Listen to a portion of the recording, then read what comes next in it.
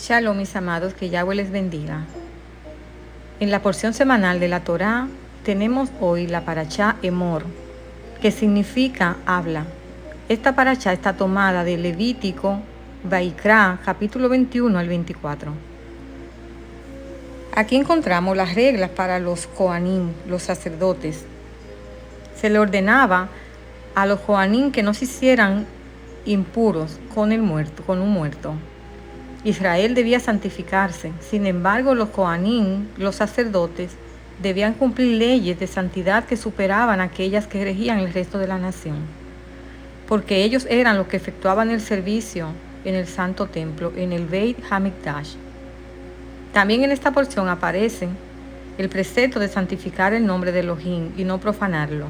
Dice: mi sagrado nombre no profanarán, y he de ser santificado en el seno de los hijos de Israel.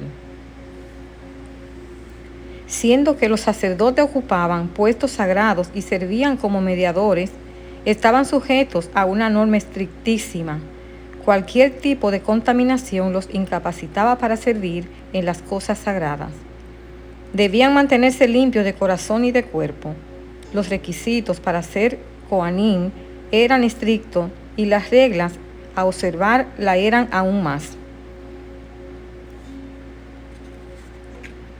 También en esta porción encontramos las fiestas solemnes, que en realidad no son fiestas, sino se denominaban santas convocaciones, un tiempo señalado para reunirse con el Eterno. Las fiestas nos muestran a nuestro Mesías, su primera venida y su segunda venida. Los israelitas celebraban varias fiestas sagradas al año, a las que denominaban santas convocaciones. Tiempos señalados, un tiempo para reunirse con el Eterno.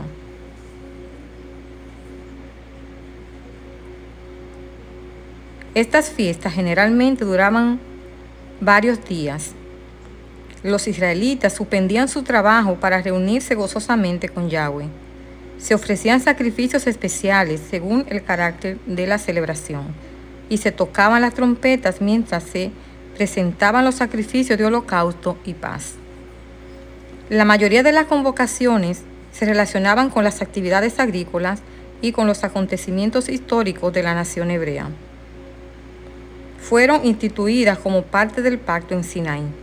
Todos los varones israelitas estaban obligados a ir a Jerusalén anualmente para celebrar las 3 fiestas de los peregrinajes: Pascua, Shavuot y Sukkot. Técnicamente hablando, no todas las convocaciones santas eran fiestas, pero sí algunas de ellas. El propósito de las fiestas solemnes. Las fiestas daban a los israelitas la oportunidad de reflexionar sobre la bondad de Elohim. El significado de las fiestas solemnes. El día de descanso. En el capítulo 23 de Levítico. El día de descanso o Shabbat era la primera de las fiestas y se celebra un día a la semana. Las demás se celebran una vez al año. Esta celebración les recuerda a los israelitas que el Creador descansó el día 7º de su obra creadora. Y también les recuerda que ellos fueron libres de la esclavitud de Egipto y ahora pueden dedicar un día a la semana al Eterno. Toda la nación debía observarlo estrictamente o sufrir la maldición de Elohim. Esta celebración continúa al día de hoy, en el día que el Eterno estableció, aunque muchos dicen que se cambió del 7º día para el primer día de la semana. Las fiestas anuales son Pesach o la Pascua, la cual es un día, el 14 de Aviv. Los panes sin levadura son 7 días. Era una de las 3 convocaciones anuales en la que todos los hombres hebreos tenían que ir a Jerusalén para participar de su observación. Se celebraba en la Pascua o en Pesach la salida de Egipto y la redención efectuada con el Cordero Pascual. Por lo tanto, se consideraba una de las fiestas más importantes del calendario hebreo. Durante los 7 días de los panes sin levadura, no se permitía que los israelitas tuvieran en casa pan con levadura, indicando así que la nación redimida no debía vivir en pecado. Se mataba el cordero y se le comía en la noche del primer día de la fiesta, el día de Pesaj. Todo esto como una sombra de nuestro Mesías, quien vendría y sería el Cordero perfecto de nuestra redención. Él sería la Pascua sacrificada por nosotros. La fiesta de la semana o Shavuot. Esta fiesta es donde se entregó la Torá en el monte Sinaí y luego vimos su cumplimiento cuando el Mesías Yeshua, después de resucitar, mandó a todos los discípulos a que se reunieran en el aposento alto y allí fue derramado el Espíritu Santo, el Ruach HaKodesh. Ahora se le conoce por el pueblo occidental como Pentecostés, pero en Israel sigue siendo Shavuot, la fiesta de la semana. En la época de Yeshua también se denominaba así. La palabra griega que significa Pentecostés es quincuagésimo.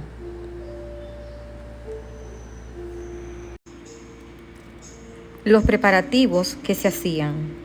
El pueblo no debía trabajar, debían afligir sus almas ayunando, demostrando así humildad y tristeza por su pecado.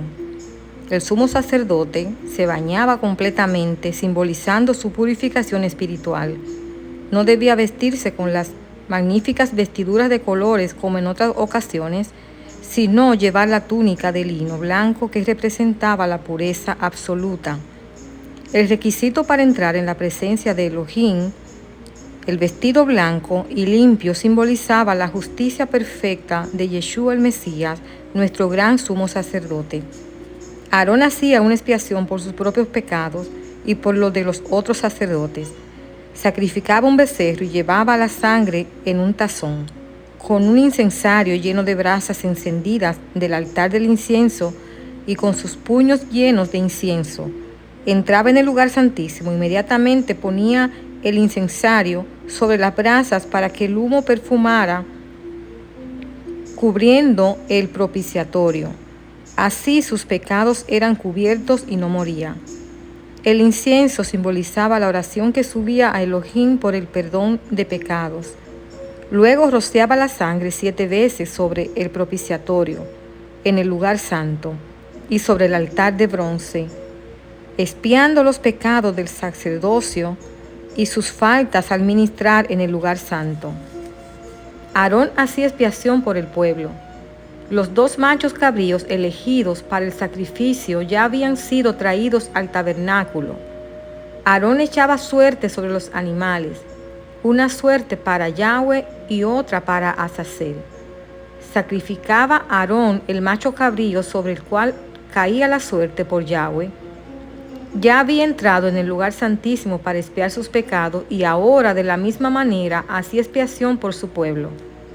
Luego ponía sus manos sobre la cabeza del animal vivo y confesaba todas las iniquidades de Israel. El macho cabrío era enviado al desierto para no volver nunca.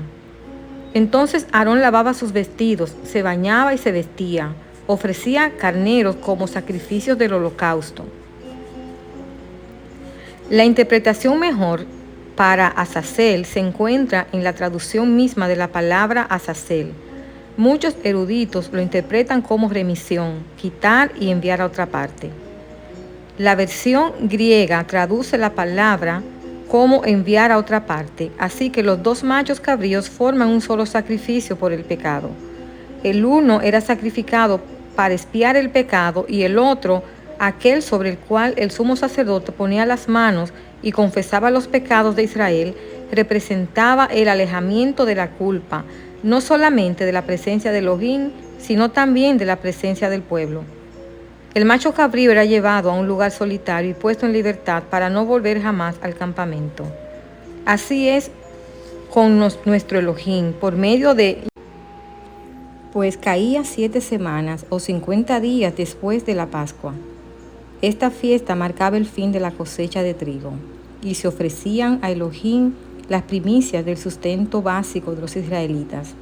Así como la Pascua les recordaba a Israel que Elohim era su redentor, de igual manera la fiesta de las semanas, Shavuot, les recordaba que Yahweh era también su sustentador, el dador de toda buena dádiva. El Espíritu Santo, el Ruach HaKodesh, fue derramado sobre los 120 discípulos en la fiesta de Pentecostés o Shavuot.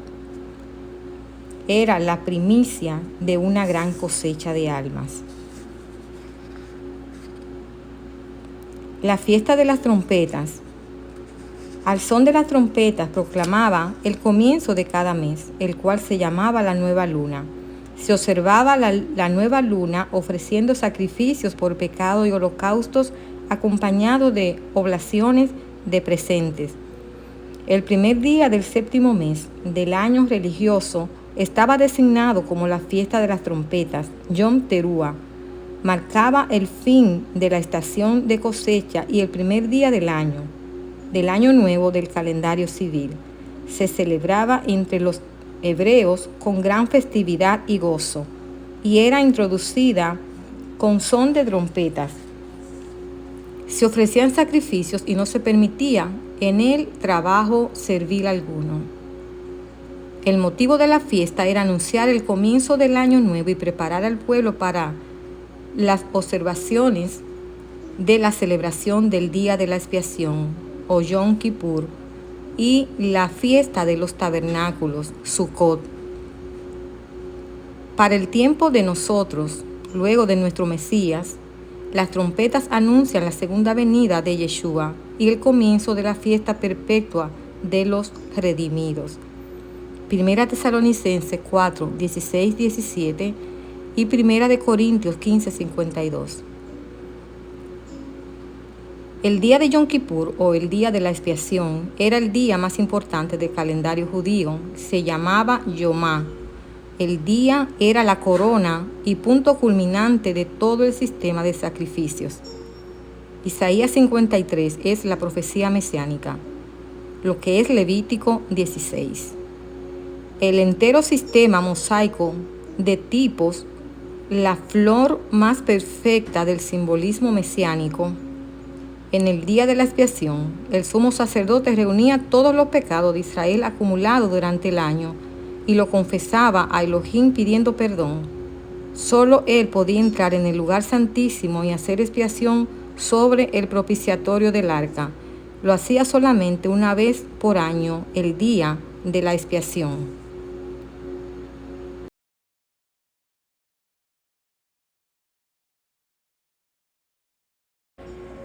Yeshua, quien es el Cordero que quita el pecado del mundo. El Salmo 103, 12 dice: cuanto está lejos del oriente del occidente, hizo alejar nuestras rebeliones. Yeshua el Mesías, nuestro sumo sacerdote, no necesitaba ofrecer sacrificio por sí mismo. Entró una vez para siempre en el lugar santísimo, no llevando la sangre de machos cabríos, sino su propia sangre, y nos redimió eternamente. Hebreos 9, 11 y 12.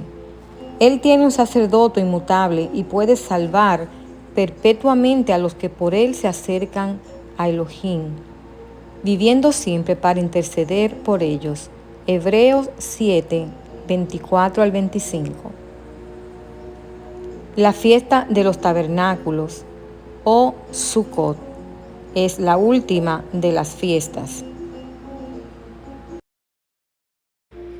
Se celebraba al fin de la época de la cosecha y se conmemoraba el peregrinaje en el desierto.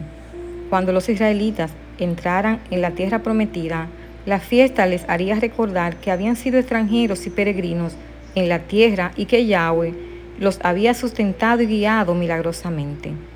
Los israelitas construían enramadas y vivían en ellas para acordarse de los años en que habían morado en tiendas. Era una fiesta gozosa. Os regocijaréis delante de Yahweh, vuestro Dios, por 7 días. El primer día de los israelitas de estas fiestas los israelitas llevaban ramas de palmera y de otros árboles frondosos en la mano, regocijándose en el Eterno. El motivo era recordar que Yahweh les había ayudado, les había dado gracia para soportar los sinsabores y pruebas del peregrinaje y les había traído a la tierra que fluía leche y miel. Para concluir, esta fiesta de los tabernáculos nos recuerda, como dice 2 de Corintios 5:1, porque sabemos que si nuestra morada terrestre, este tabernáculo, se deshace, tenemos de Elohim un edificio, una casa no hecha por manos, eternas en los cielos. Sabemos que estamos en esta morada, en este templo, en este cuerpo, pero este cuerpo se va a deshacer. Lo importante es nosotros reconocer que aunque pasemos lo que pasemos, aunque este cuerpo se deshaga, tenemos la esperanza de que tenemos de nuestro Elohim un edificio, una promesa, un futuro glorioso. Hasta aquí esta parte, que el Eterno te bendiga y te guarde. En Yeshua el Mesías, Rey de Israel. Shalom.